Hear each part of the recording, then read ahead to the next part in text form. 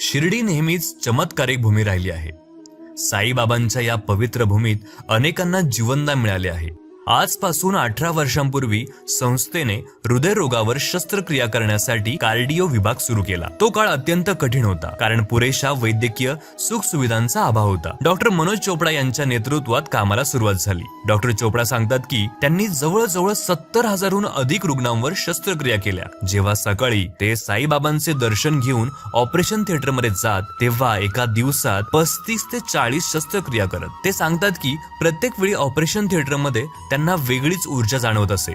काही असे रुग्ण होते ज्यांच्यावर शस्त्रक्रिया करणे शक्य नव्हते, तरी फक्त साईबाबांच्या आशीर्वादाने ते रुग्ण बरे होत। काहींना तर 4 ब्लॉक असतानाही डॉक्टर चोपडा त्यांच्यावर सहज एंजिओप्लास्टी करून त्यांचे प्राण वाचवत असत। आज याच कारणामुळे संपूर्ण महाराष्ट्रातून रुग्ण शिर्डीला येतात। मृत्यूच्या दारात असलेले रुग्ण चालत ऑपरेशन थिएटरमध्ये जात असल्यामुळे अनेक दंतकथा राज्यभर पसरल्या आहेत। सिन्नरचे गणपत थोरात सांगतात की त्यांच्यावर एंजिओप्लास्टी करताना त्यांना डॉक्टर चोपडा यांच्या सोबत साईबाबा दिसले।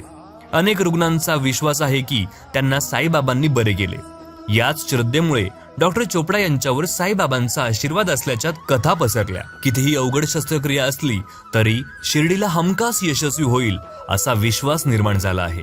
आज डॉक्टर चोपडा नाशिकच्या मॅग्नम हॉस्पिटलचे संचालक आहेत।